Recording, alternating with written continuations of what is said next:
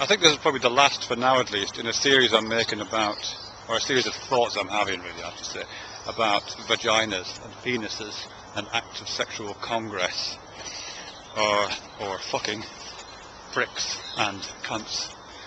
And this started out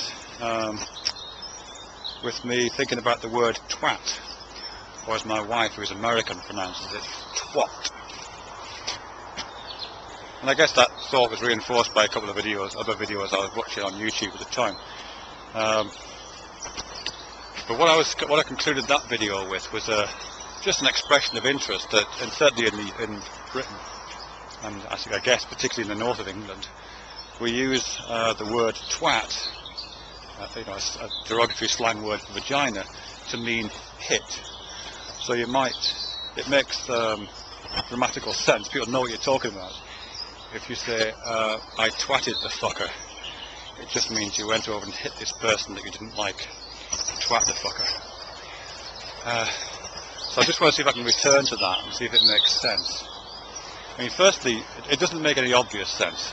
If you're going to hit somebody, which is what the word twat means in that context, a vagina would be the least useful object probably to deploy in that situation. I can't imagine how you could go about doing that, really. If you were going to invoke a sexual organ as a means of assault, you'd probably be better off using a penis. You know, if it was a sizable enough one, you might do quite a bit of damage hitting somebody with a very large penis. But as an assault weapon, a vagina doesn't really cut it, I don't think. So there's no immediately obvious reason why twatting somebody makes any sense as a means of doing damage to them. But I think it starts to make sense in relation to some of the other things I've talked about, particularly about how slang words for sexual organs, particularly prick and in this case twat, revolve around this central term, which is fuck. You'd normally only use words like prick and twat in sexual context. You're clearly making sexual references to them. You're not talking about them as urinary organs or something like that. You absolutely are talking about them as players in a particular sexual game.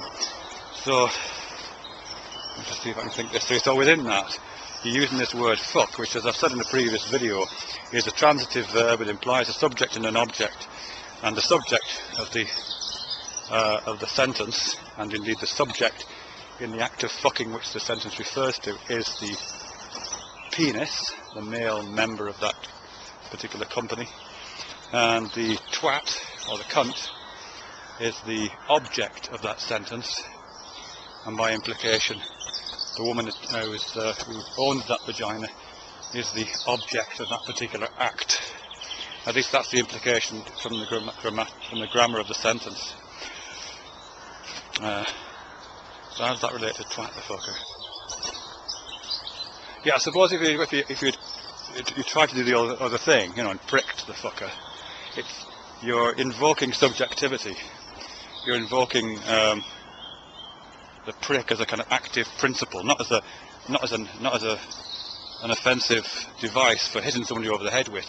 You're invoking it as a person who is engaged actively in the act of fucking. Whereas I think if you use the word twat, twatting the fucker, you're signifying the use of an object of some kind. Perhaps an object of lower value. It doesn't really matter if it gets damaged in the act of twatting somebody. Perhaps an object that's problematic in complicated ways. That might be seen as dirty, for example, in certain circumstances.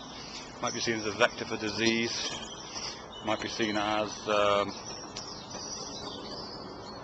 belonging to an inferior caste.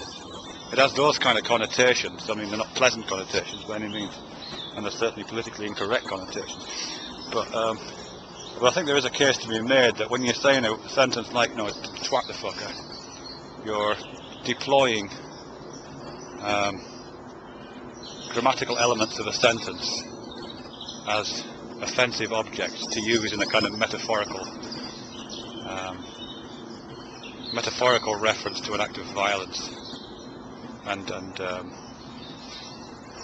And not just routine violence, but the kind of violence which is derogatory and which diminishes and which sullies in some way. Yeah, I think that'll do.